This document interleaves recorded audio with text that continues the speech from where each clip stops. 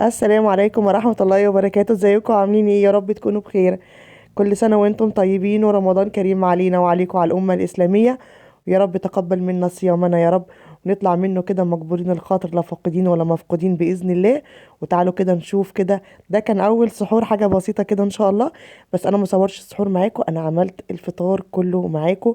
تعالوا كده نقول بسم الله ونصلي على النبي ونقول اللهم صل وسلم وبارك على سيدنا محمد وعلى آله وأصحابه أجمعين. ونسمي الله كده وندخل نشوف النهاردة كان فطارنا ايه. طبعا الفطار الرسمي بتاع أول يوم رمضان كل الناس إن شاء الله كانت عاملة محشي. احنا برضه كنا عاملين محشي وفراخ. وتعالوا بقى كده اقول لكم عملت ايه قبل بيوم وعملت ايه في يوم اول يوم رمضان يعني. بصوا، في حاجات عملتها قبل بيوم، بس انا جمعت لكم الفيديوهات كلها ورا بعضها. يعني الوصفه كلها ورا بعضها، بس انا هقول لكم عملت ايه قبل بيوم.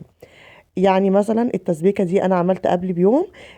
يعني اللي هو كان اول سحور يوم الاحد الصبح. خلاص. واشتغلت في المحشي كده.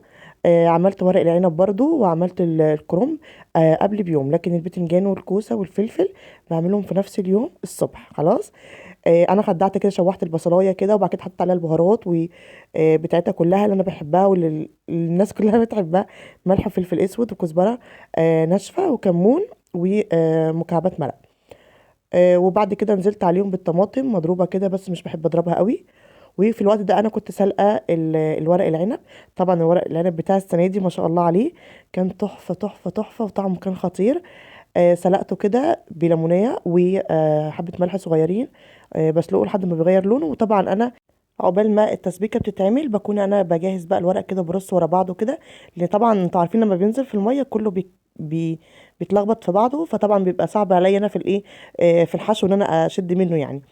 زي ما انتم شايفين كده انا بجهز كده، حطيت التليفون قصادي وببدا ان انا اعمل حبه حبه عشان ما يبقاش كتير عليا، احس ان الدنيا متلخبطه. بصي اعملي حاجه حاجه كده وبريح وبرجع تاني.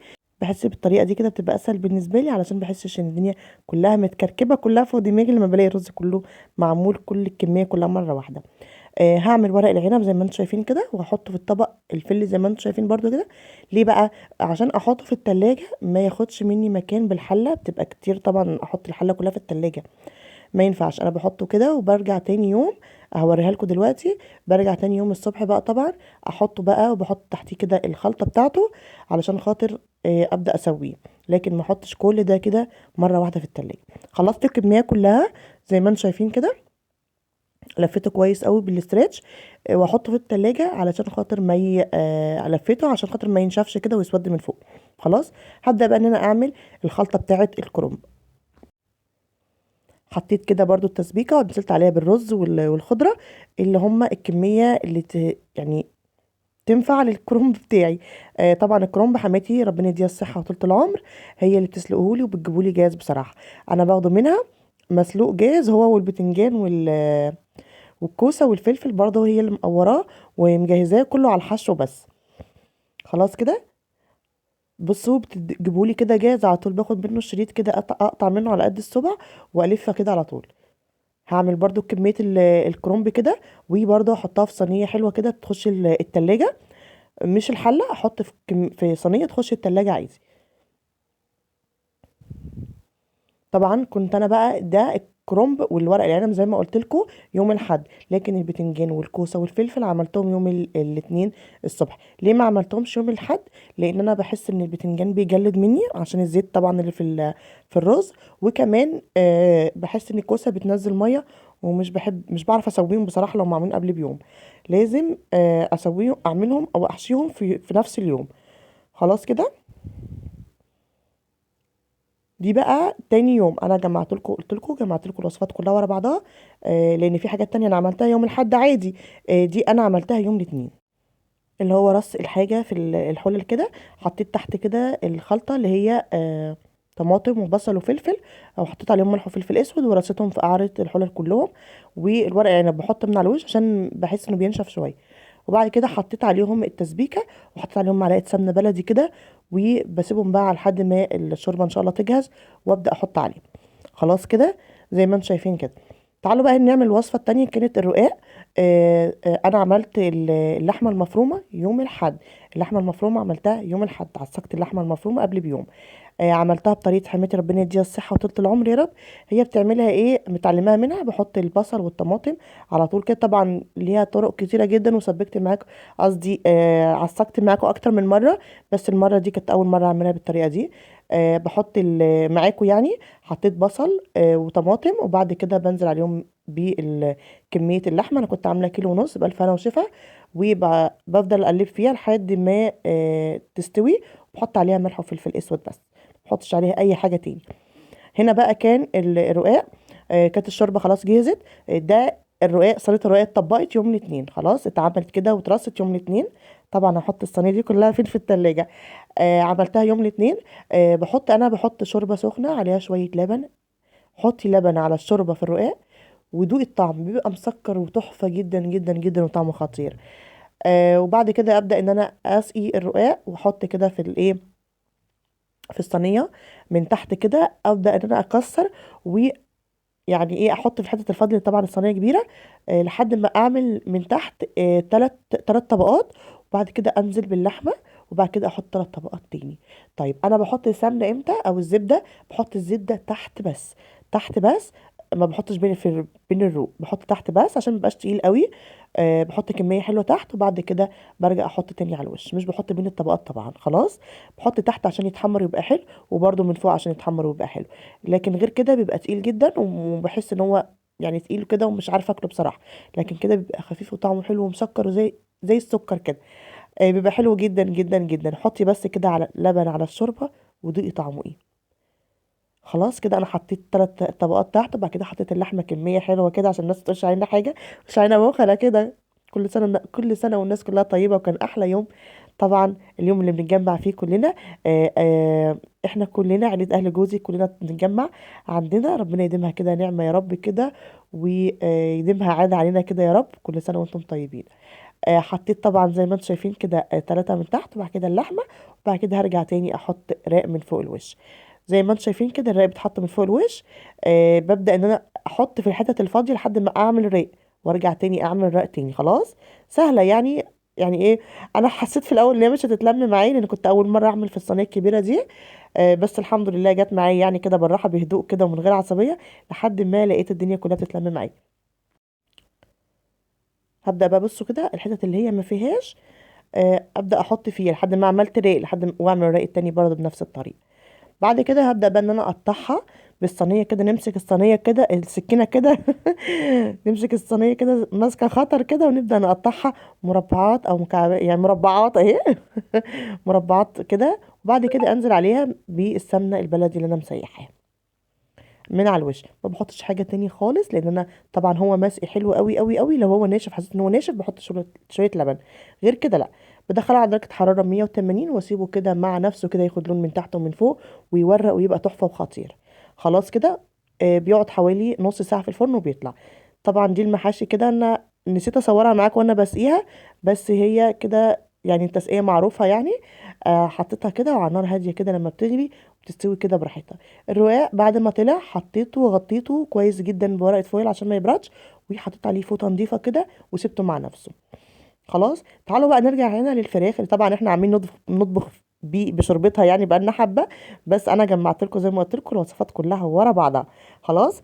هنا حطيت في البوله دي حطيت فيها بصل مفروم كده ناعم، وحطيت عليها ملح وفلفل اسود وعصرة ليمونة كاملة. خلاص. وابدا ادعكم مع بعض، وامسك كده الفراخ بعد ما غسلتها ونضفتها كده، امسكها كويس جدا، وابدا ادعكها حلو قوي قوي قوي قوي. عملت الحركة دي امتى؟ الحركة دي اتعملت يوم الحد بالليل. يوم الحد بالليل عملت الحركه دي. ليه؟ لان انا طبعا مش هعرف اجيب فراخ يوم الاثنين. هجيبها منين يوم الاثنين؟ طبعا. لا انا طبعا بحب الفراخ اللي هي في يومها، يوم بيومه. بس طبعا اضطريت ان انا اجيب الفراخ بتاعه العزومه دي قبل بيوم، علشان خاطر ما تبقاش مش يعني هكركب نفسي ومش هعرف بصراحه. مش عارفه اجيبها يوم الاثنين، فاضطريت ان انا اجيبها يوم الاحد، واتبلها التتبيله الحلوه القمر دي، السكر دي اللي بتخلي لحمتها مسكره، واحطها في التلاجة. خلاص. وتاني يوم بشتغل بيها عادي. كده هبدا ان انا كده اتبلهم حلو قوي ودعكم حلو قوي، واكتفهم من تحت من رجليهم كده، عشان خاطر ما يبقوش في الشوربه كده كبار كده ومش حلوين. خلاص. كتفهم كويس قوي، وتاني يوم نبدأ نشتغل بيهم بقى. تعالوا لكم بقى تاني يوم عملت فيهم ايه. هعمل فيهم ايه، هسلقهم بس. تعالوا برضو نشوف.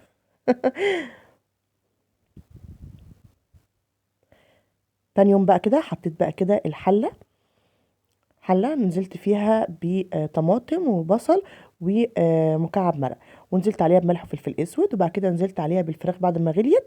اول ما الفراخ دي بتغلي بوطي عليها وبسيبها ساعة بالظبط بالظبط بالظبط. الفراخ البيضة بتاخد ساعة بالظبط، وابدأ اطلعها. طبعا انا مطلعتهاش معاكم برضو، بس انا هقول لكم انا عملت فيها ايه. بعد ما طلعتها سبتها تهدى خالص، وبعد كده قطعتها اربع تربع زي ما انتم شايفين، ورصيتها في الصينيه دي. وهبدا انزل عليها بطماطم، طماطم معصوره عادي خالص. ونزلت عليها الطماطم دي بملح وفلفل اسود وعصير ليمونه ومعلقه زبده بلدي، بس كده. خلاص، وابدا ادهنها كده دهنه حلوه كده محترمه، وانزلها على الشبكه مولعه عليها من تحت درجه حراره 200. اول ما تبدا تنشف زي ما انتم شايفين كده، هبدا ادهنها رق كمان واشغل عليها بقى الشوايه لحد ما تاخد لون الشوي كده، وبتبقى تحفه وخطيره. اغطيها واسيبها لحد الاكل. خلاص كده احنا كده خلصنا وصفات الاكل كلها. نبدا بقى ندخل في الحلو. الحلو كله كله كله، والعصاير اتعملت قبل بيوم اللي هو يوم الحد. كل الحلويات والعصائر اتعملت يوم الحد. اول حاجه بدات بيها كانت الجلاش. انا ما عملتش جلاش بكميه كبيره، عملت هي لفه واحده بس صغيره كده. عملت الكميه دي بناء على طلب جوزي ربنا يديه الصحه. عملت له بس لفه جلاش كده بس. احنا عملنا طبعا كلنا عملنا كيكه هوريها لكم دلوقتي. فما عملتش كميه كبيره. نزلت هنا في البوله دي بالكنافه اللي انا محمصاها معاكم، ونزلت عليها كمان بجوز هند وفول سوداني مجروش، واللي هو الفستق الكداب ده نزلت برضو عليه كده بحبه. ما حطيتش اي حاجه تاني، لا سكر بقى ولا شربات ولا اي حاجه خالص. ما حطيتش اي حاجه خالص، بحشيها كده عشان يبقى سكرها خفيف كده وطعمها حلو. خلاص، بجيب لفه الجلاش بقى كده واقطعها اربع تربع، اللفه كلها اقطعها اربع تربع. بصوا، في طريقه للجلاش اللي هو الصوابع ده، انك بتحشي الورقه كلها على بعضها وبعد كده تحطيها في الصينيه وتقطعيها. لكن انا ما عملتش الوصفه دي، لا انا عملت الوصفه اللي هي الجلاش نفسه بيبقى متقفل من يمين والشمال كده زي ورق العنب بالظبط. خلاص، بيبقى تحفه جدا وبيبقى حلو قوي قوي قوي بطريقه بتبقى سهله. الكلام ده انا عملته يوم الاحد الصبح، واشتغلت فيه تسويه بالليل. يعني انا عملته وحطيته في التلاجة، وبعد كده اشتغلت فيه تاني، يعني بالليل قصدي. بالليل اشتغلت فيه بقى وسويته بالليل. طيب شرباته ايه؟ الشربات بتاعه بيبقى كوبايتين سكر لكوبايه ونص ميه. كوبايتين سكر لكوبايه ونص ميه. بحط عليهم عصره ليمونه، وبعد كده بعد ما يغلي حوالي 10 دقايق بحط عليه كيس فانيليا واقفل عليه. خلاص كده، ما بحطش الفانيليا كتير على البوتاجاز. خلاص، حلو كده، وبسيبه يبرد خالص خالص، وبسقيه لما بيبقى الجلاش سخن. معايا سمنه بلدي هنا، وبحط عليها زيت. اهم حاجه انك تحطي عليها زيت. شوفي المدى الدهنيه اللي بتحطيها ايه وبتحبيها ايه وبتحبي طعمها ايه فيها، بس اهم حاجه يكون فيها زيت. ليه؟ لان الزيت هو اللي بيخليه ينشف كده وحلو قوي. بنزل كده وباخد الرق كده ادهنه رق واحد بس. باخد طبقه واحده بس من الجلاش، ادهنها كويس قوي. وبعد كده احط عليها الخلطه، واتني الورقه من اليمين واتني الورقه من الشمال، وبعد كده ارولها بتبقى حلوه جدا. بصوا تاني، هنحط كده كده من الخلطه، بعد كده نقفل من اليمين نقفل من الشمال، وبعد كده نلفها كده وبتبقى خلاص كده جاهزه زي ما انتم شايفين كده. هعمل واحده معاكم تاني. بصوا، حطيت كده حبه من الخلطه. تحطيش سكر من جوه ولا اي حاجه خالص، هتبقى تحفه وخطيره. ليه بقى؟ لان مش محتاجه سكر زياده، يعني كفايه الشربات اللي شارباه. نحط تاني واحده كمان معاكم. ندهن كده، وبعد كده نحط من الخلطه ونقفل يمين نقفل شمال ونلفها كده، وبتبقى حلوه قوي قوي قوي. شايفينها سهله ازاي؟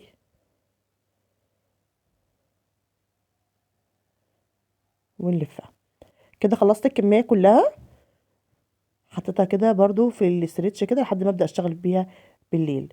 خلاص، يبقى الكلام ده اتعمل يوم الاحد زي ما اتفقنا. الحلويات كلها اتعملت يوم الاحد. تاني يوم، يعني مش تاني يوم، بالليل قصدي. خدت على وزن تاني يوم. بالليل بقى رصيتهم في الصينيه دي الصغيره اللي انا طبيعي هغيرهم، لان كانت كميه صغيره هنا. احطهم في صينيه اكبر شويه. هرصهم كده. الجلاش بيخش على درجه حراره قد ايه؟ الجلاش ده بيدخل على درجه حراره 180. ما تدخلوش على درجه حراره عاليه، هياخد لون منك وهيبقى من جوه ني لسه، لان الجلاش بيحب يستوي براحته، وعشان كده ينفش كده ويقب كده في الفرن ويبقى حلو قوي. لكن لما بتحطيه حتى لو هو اللي هو المربعات العادي الصينيه العادي ده، بيحب على درجه حراره هاديه، اللي هي درجه حراره 180، علشان يبقى استوي معاكي، يبقى حلو قوي من جوه. خلاص. وبتسيبيه لحد ما ياخد لونه من تحت ومن فوق. لقيتيه خد لون من تحت وعايز يشتغل عليه الشوايه، ما فيهاش مشاكل، شغليه. لكن غير كده هو بيستوي براحته، بيبقى حلو قوي. خلاص. طبعا لقيت الصينيه دي صغيره، نقلته في صينيه كبيره وبدهنه كده دهنه زبده او سمنه او اي حاجه، بس يكون فيها زيت برضو، وادخله الفرن ياخد كده اللون من تحت ومن فوق، يبقى خطير وحلو قوي. هدخله بقى الفرن كده، واول ما يطلع هسقيه بالشربات. طبعا ما جاتش اللقطه دي معاكم، ما صورتهاش، بس زي ما انا قلت لكم انا بعمل ايه. وهنا بعد ما هدي خلص رصيته في الاطباق كده، قلت لكم الكميه ما كانتش كبيره، بس كانت حلوه قوي. تعالوا بقى نشوف الوصفه السكر القمر التانية بقى. عملت كيك. هنا تعالوا بقى نشوف عملت ايه كده، واحده واحده كده، ونشوف احنا بنعمل فيه ايه. بصوا هنا حطيت 4 بيضات، وحطيت نقطه خل وكوبايه ميه، نص كوبايه ميه. خلاص. ونزلت عليهم بنص كيلو دي سبونج فانيليا. اقول تاني، دي الاسبونج نص كيلو بياخد 6 بيضات، انا حطيت 4 بيضات كفايه قوي.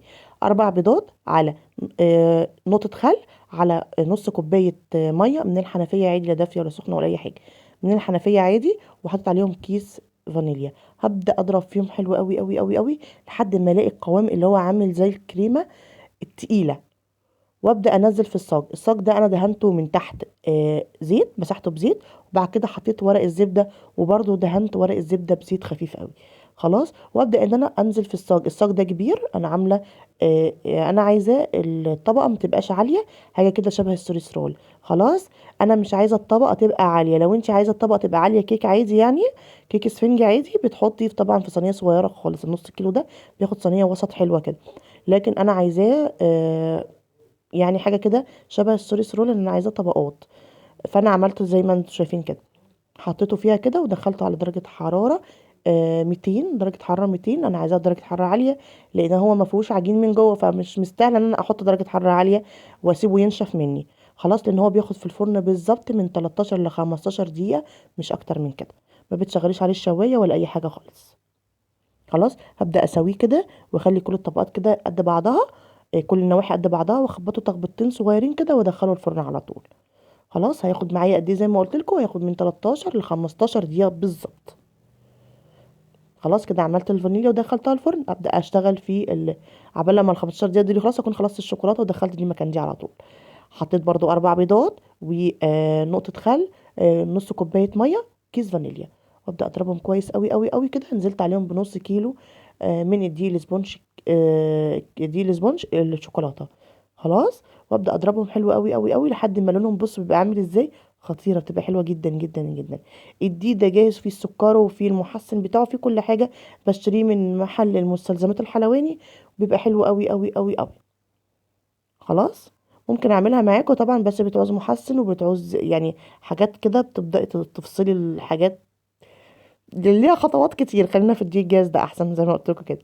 برضو دهنت الصينيه زي ما قلت لكم من تحت ومن تحت الورقه ومن فوقها. وابدا انزل برضو الكميه اللي انا عايزاها من الكيك.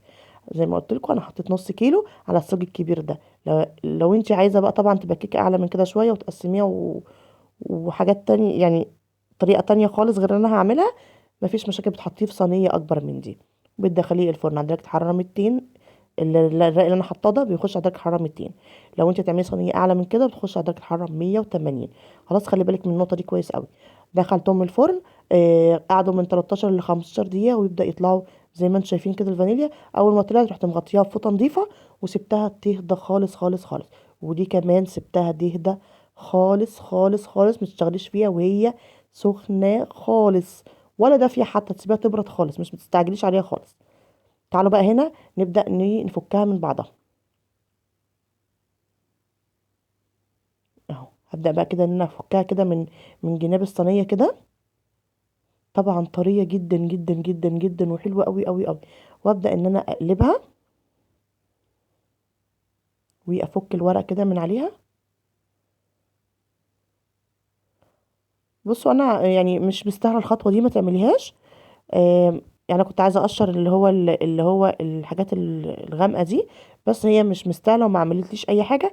وكانت الكيكه اتقطع مني، واوريدي اتقطعت، يعني ان هي رقيقه جدا اتقطعت مني. فانا بدات اشتغل فيها على طول، مش هعمل فيها حاجه. خلاص. جبت بقى كوبايه مقاس البولات اللي انا هشتغل فيها، وبدات ان انا اقطع. لو عندك قطاع، عندك اي حاجه بتقطعي بيها، ما فيهاش مشاكل خالص. مش لازم تدوري على الكوبايه اللي زي بتاعتي. خلاص. انا دورت على كوبايه مقاس البول اللي انا بشتغل فيها، وبدات ان انا اقطعهم كده حلقات كده. عايزه تشيلي اللي هي الوش بتاع الكيكه، ما فيهاش مشاكل، شيليه. بس هو ما كانش كتير، يعني ما كانش عالي. ما يعني ما عمليش اي مشكله يعني. هقطع الكميه كلها كده، والبواقي ما بنرميهاش، البواقي هنعمل بيها بولات برضو. دي بقى للعيال ياكلوها، مش لازم نقدمها للناس. خلاص. دي احنا ناكلها احنا. حلو كده. خلاص كده قطعت الكميه كلها. هبدا الم بقى البواقي ده كده في طبق، هشتغل فيه تاني لوحده.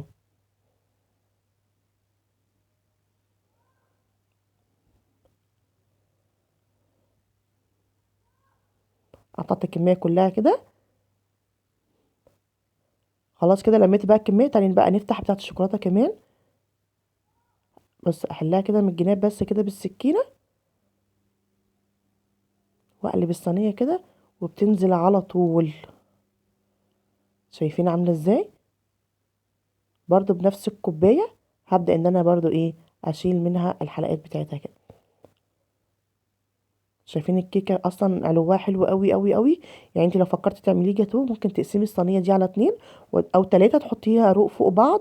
اسهل بكتير من ان انت تفضلي تعملي طبقات بالسكينه. خلاص. هنا بقى الكريم شانتيه بتاعي بيتحط كوبايه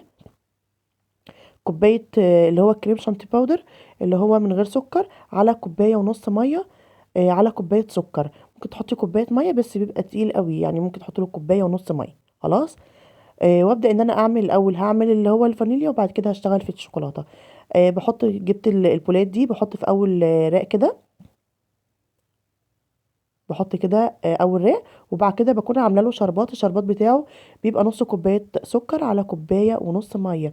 نص كوبايه سكر على كوبايه ونص ميه، يغلوا غلوه، وبحط لهم عصره ليمونه وكيس فانيليا. بس انا عايزه بس ايه، زي ميه مسكره بس، مش عايزه حاجه تانية خالص. يبقى انا حطيت نص كوبايه سكر على كوبايه ونص ميه وعصره ليمونه وكيس فانيليا. اول ما غليوا رحت قافله عليهم على طول. سقسقت بيه الكيكه من تحت. وبعد كده بحط كده، هعمل حبه بالفراوله وحبه بالمانجا.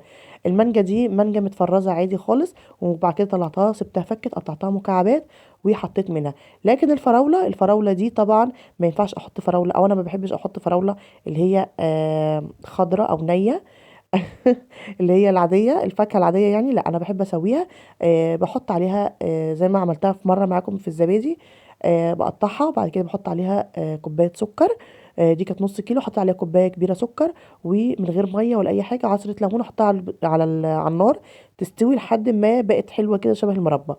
بس كده. وابدا اشتغل فيها. خلاص كده. حطيت كيك. يبقى حطيت طبقة كيك، طبقة فاكهة. الكيك سقيتها بالشربات. وبعد كده حطيت طبقة فاكهة، طبقة كريمة. وهرجع تاني اعمل كل ده. خلاص. طيب مربة الفراولة دي هعمل بيها عصير تحفة تحفة. في الاخر هتشوفوه شكله عامل ازاي. برضو مش هصوره معاكم، بس انا هقول لكم انا عملت فيه ايه. خلاص. يبقى بحط كده، حطيت زي ما قلت لكم ورق كيك. سقيته بالشربات الخفيف قوي قوي قوي. اللي هو كان مقداره ايه، كان مقداره نص كوبايه سكر لكوبايه ونص ميه، وعصره ليمونه وكيس فانيليا. وبعد كده حطيت الفاكهه، وبعد كده حطيت الكريمه وسويتها، وابدا احط الرق التاني. كيكه برضو. خلاص. شايفينها سهله ازاي؟ طبعا بواقي الكيك اللي هو اللي كان باقي وانا بقطع ده، عملت بيه بولات زي دي كده. بس كانت للاولاد طبعا، مش للضيوف. خلاص.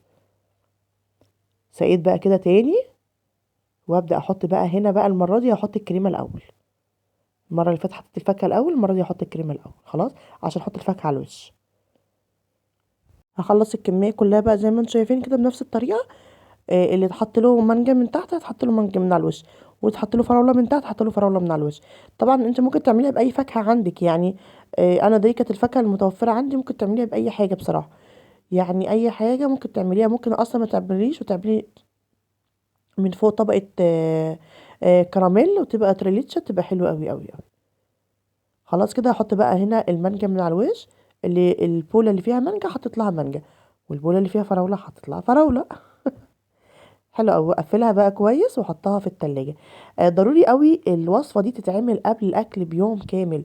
يعني انا عملتها يوم الاحد دي يعني الصبح طب تقريبا. ليه بقى؟ ليه؟ عشان الكيكه تشرب من طعم الكريمه وتشرب من طعم الفاكهه اللي محطوط، وتبقى حلوه كده مع بعضها يعني.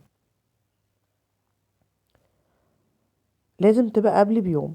كده خلصت كميه الفانيليا كلها، هبدا بقى اعمل كميه الشوكولاته. بنفس الطريقه برضو هحط برضو كده رق كيك اللي هو الشوكولاته، وبعد كده انزل عليه برضو بالشربات اهو زي ما انتم شايفين كده. جهزي حاجتك جنب منك، هتلاقي الحاجه والوصفه بتبقى سهله قوي قوي قوي، وبتتقفل بتبقى حلوه جدا جدا جدا. خلاص احط بقى تاني كريمه.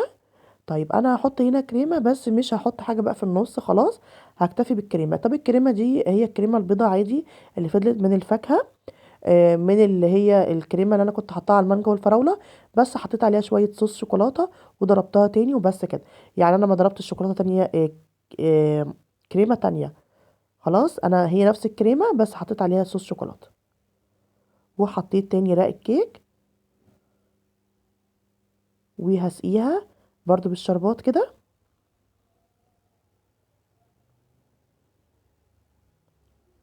وابدا احط تاني طبقه الكريمه تاني من على الوش.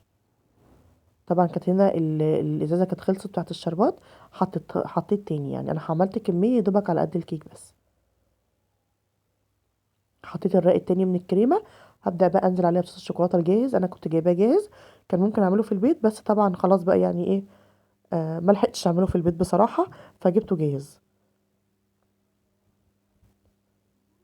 صوص الشوكولاته ده بيبقى طعمه حلو جدا جدا.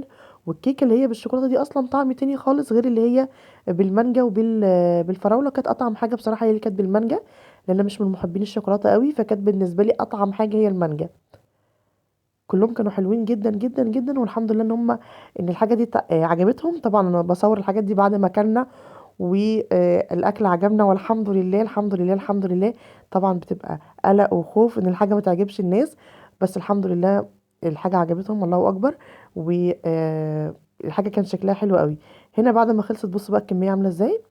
شوفوا الروق عامله يعني، الطبقات عامله ازاي، تحفه. دي اللي انا قلت لكم بواقي الكيك عملتها برضو للاولاد برضو زي العاديه بالظبط، وحطيتهم في التلاجة يتجانسوا كده مع بعض.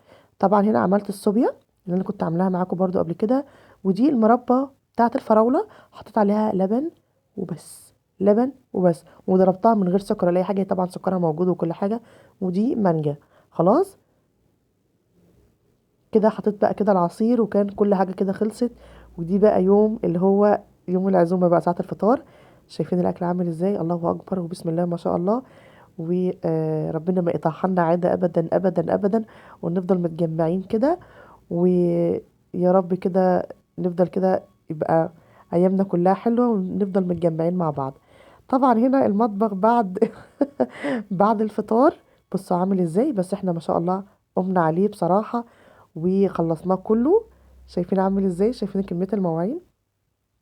هوريكم بقى دلوقتي بعد ما خلص بقى حلو خالص. ولا كأن كان معمول فيه اي حاجه. الاول لميت بواقي الاكل كده، بواقي المحشي طبعا مش هيترمي، هناكله تاني يوم عادي خالص، وتالت يوم عادي برضو ما فيهاش مشاكل خالص. حطيت هنا المحشي، وكان فاضل رقاق، وكان فاضل برضو فراخ برضو بس مش كتير. خلصت بقى خالص، لمينا كده كل حاجة. وبعد كده جيت هنا رحنا ايه، مسحين الرخامة كويس قوي قوي قوي، نضفناها يعني خالص. بدأنا نغسل الحاجة كده ونحطها عليها ونفضي الرخامة خالص. واهم حاجة اهم حاجة اهم حاجة البوتاجاز. اهم حاجة ان البوتاجاز نضيف بصراحة. ان هو انا بحب اشوفه كده، يعني انا لو ما شفتوش كده يتعقد. كل حاجة الحمد لله كده كانت سليمة، وكل حاجة كانت نطفت وكانت حلوة قوي قوي قوي. واليوم عدى واليوم خلص، ويا ريته ما كان خلص. كنت مبسوطة جدا ان هما موجودين، وكان اليوم حلو قوي قوي قوي. وكل سنة وانتم طيبين، وربنا ما يقطعها علينا عادة ابدا. وان شاء الله كده نخرج من رمضان ده مجبورين الخاطر، وربنا يجبر بخاطر اهلنا في غزة. وان شاء الله كده يبقى رمضان ده كده جبر خواطر ليهم يا رب كده، وينصرهم نصرا قريبا باذن الله. وبكده يكون خلص فيديو النهارده، وخلصت عزومه اول يوم رمضان. لو عجبك الفيديو ما تنسيش تدوس لايك وتشتركي في القناه وتفعلي جرس التنبيه عشان يوصلك ان شاء الله مني كل جديد. وباي باي.